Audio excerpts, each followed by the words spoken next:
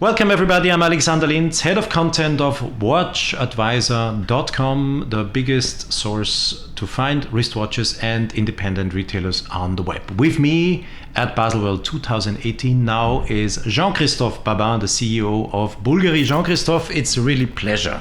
Buongiorno Alessandro. Buongiorno, even better. Yes. Parliamo un po' italiano. Esatto, un piacere, great pleasure to start Basel together with you and WatchAdvisor. That's great for me. I've been following briefly your big press conference this morning. Mm-hmm. One world record is catching the other one.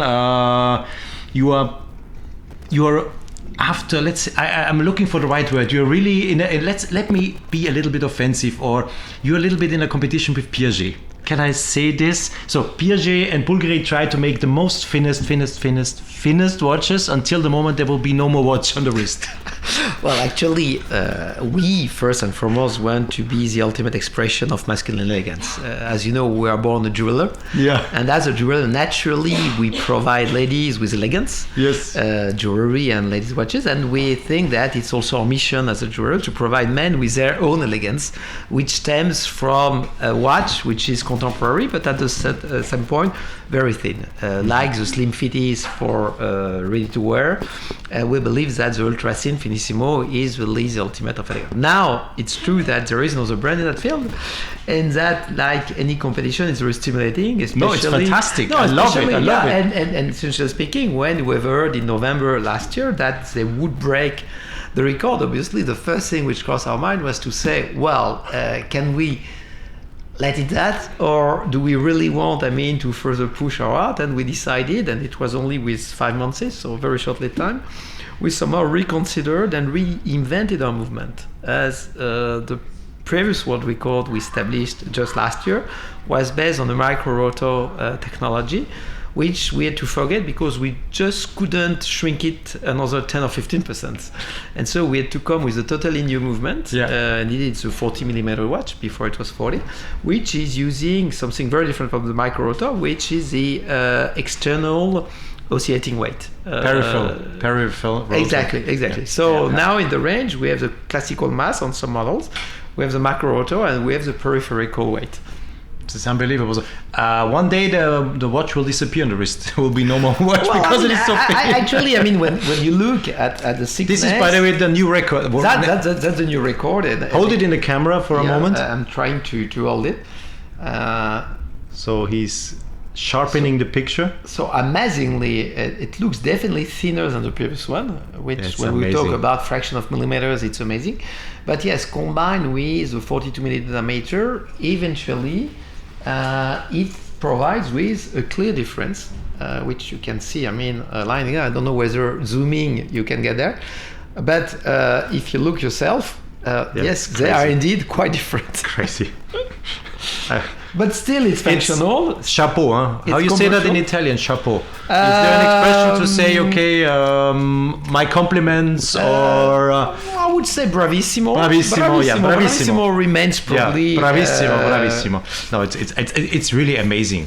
It's hard to believe that this is still an operational, full functional wristwatch. Definitely, not only, but it's a tourbillon. And a tourbillon. So it's more than 350 components. 250 components. 350. People imagine. 350 components here. Is this very, very, very thin? The case is only 3.95 millimeters, and the movement itself 195. 195, just to give you a comparison, Swiss would be in between the 5 and 2 franc Swiss coins. And the previous one was the 5 franc, and this one is very close to the 2 franc. So maybe one day we'll be at the 1 franc coin, which is. And then end of the day you will have the 5 centimes. Banknote. Okay. Yeah, the target is to be as thin as a banknote. Thin like paper. Unbelievable.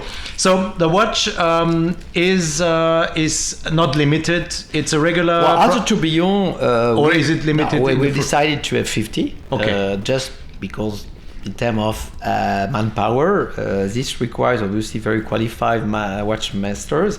And even though we are leading brand in Grande Complication, it's not that we can just, craft hundreds of tourbillons per year.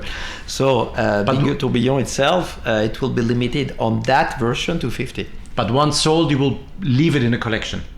Yeah, for sure. Okay. But probably beyond the first 50, with some different aspects, which will open the way to either a second limited edition or to a more permanent collection, but obviously aesthetically with difference to the launch edition. Great. Then you also redid the Minute Repeater.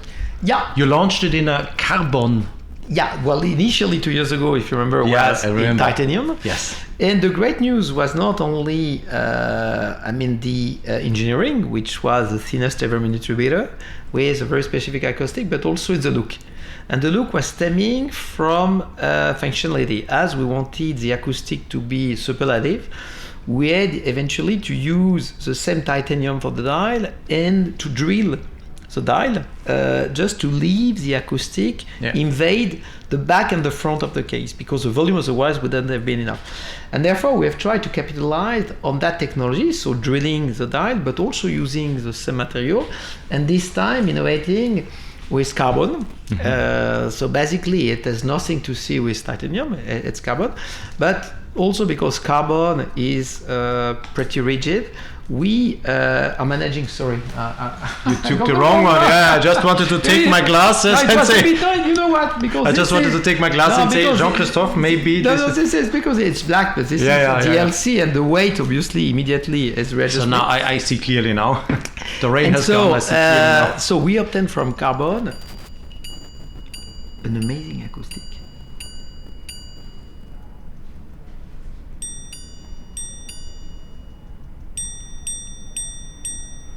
Wow. Which is usually. Can you show it in the camera how thin it is? Yeah.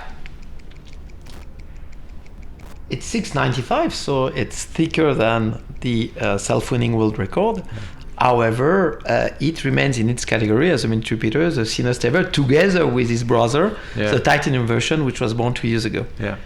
So I think above and beyond the Minute Repeater, what we see, with this Finissimo, is an identity which stems on the one hand from the octagonal shape, on the other hand from the slimness, but also on this integration with the same material, be it carbon, be it titanium, be it steel, of the same material for the bracelet, for the dial, and for the case. So this is providing really Octo Finissimo with a look which, for three different reasons, is totally unique, and is becoming not only a signature of Bulgari, but a totally new signature in the field of masculine watchmaking.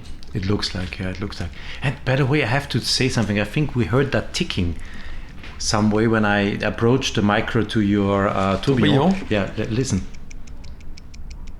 Amazing. Yeah, that's the ticking of the ultra thin. You call it well, it's Finissimo tourbillon. Tourbillon. There's no ultra finissimo. Automatic. Okay, there's no ultra finissimo. No, because before we had, if you remember correctly, a tourbillon, which was the start of the story back in 2014, but it was a self-winding tourbillon. Show it in the camera. Yeah. And so from self-winding, we have managed just in 4 years to move not only to automatic, but in an automatic, which, believe it or not, is thinner than the self-winding, and markedly thinner. When usually it's the other way around. Usually the manual is thinner than the automatic. Yes. And in that case, amazingly, in just 4 years, we have innovated the Octo to the point that we see a tourbillon watch automatic, which is thinner than the manual version. I love the ticking. And we have designed a small window. That's the proof it's not a quartz watch. Absolutely. And we have designed a small window whereby you can see the back of the tourbillon. Yeah. But at the same time, you can see also the peripheral mass oscillating. So it's...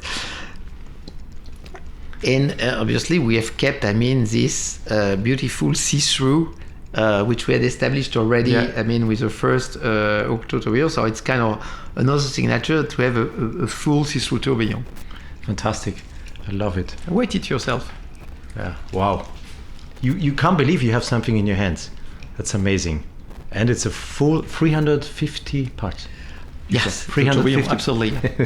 You can't believe it. We will show that specifically with details. And yeah, great. Put it back on your wrist. Thank you very much. Jean-Christophe, when you are so successfully doing now men's watches, can you tell me just a little bit about? I don't want to hear any figures because you won't tell me them. But speaking about how many watches you sell to men and women, is it getting more equal now, or is Bulgari still a very feminine brand? Well, I would say that with the introduction of Lucia in 2014, we've further reinforced somehow, despite the success of Octo, the prevalence of ladies' watches. Have in mind that in ladies we have Serpenti, which is a very strong anchor in terms of identity. Yes. This is typically Bulgari. This is a 3 gold version. Okay. And when we have added Lucia, which is further reinforced this year with the Tubogas, which is really creating also across the feminine lines of Bulgari an identity, which is very strong.